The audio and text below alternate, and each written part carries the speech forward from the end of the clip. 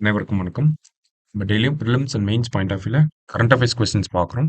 இன்னைக்கு என்ன கொஸ்டின்ஸ் இருக்கு அப்படிங்கிறத பார்ப்போம். ஸோ முதல் கேள்வியில பார்த்தோம்னா, the estimated number of children in India by 2050 as per UNICEF report அப்படின்னு கேட்டிருக்காங்க.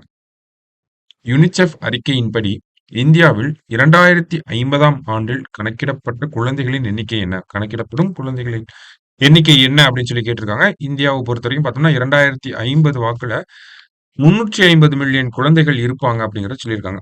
அதாவது south Asia, central Africa, south Africa இந்த ரீஜன்ல இருக்கக்கூடிய குழந்தைகள்லாம் வருங்காலத்துல அதிகமாக பாதிக்கப்படுவாங்க அப்படின்னு சொல்லி இந்த யுனிசெஃப் ரிப்போர்ட் வந்திருந்துச்சு.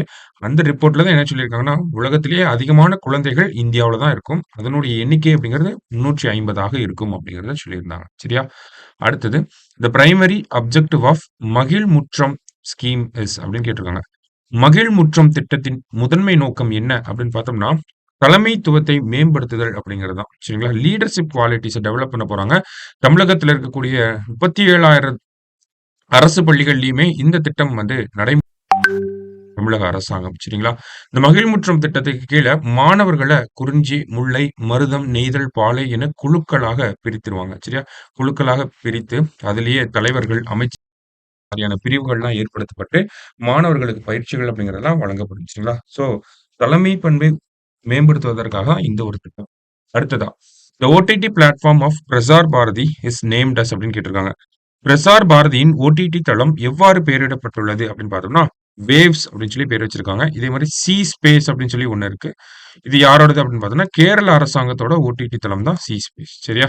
அடுத்தது, what is the website launched by central government for ground water management? நிலத்தடி நீர் மேலாண்மைக்காக மத்திய அரசு தொடங்கியுள்ள இணையதளம் எது அப்படின்னு சொல்லி கேட்டிருக்காங்க.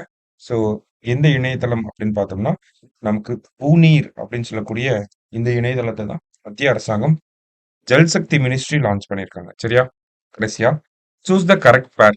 ஸோ மகாராஷ்டிரா, ஜார்க்கண்ட்ல தேர்தல் நடந்து முடிஞ்சிருக்கு இல்லையா? அதை ஒட்டி எவ்வளவு தொகுதிகள் இருக்கு அப்படின்னு கேட்டிருக்காங்க. மகாராஷ்டிராவை பொறுத்த வரைக்கும் 288 தொகுதிகள், ஜார்க்கண்டை பொறுத்த வரைக்கும் 81 தொகுதிகள் இருக்கு. இரண்டுமே சரிதான். ஸோ போத் கரெக்ட் அப்படிங்கிறது தான் கரெக்ட் ஆன்சர். சரிங்களா? ஸோ இன்னைக்கு 5 கொஸ்டின்ஸ் பார்த்துருக்கோம். தேங்க்யூ.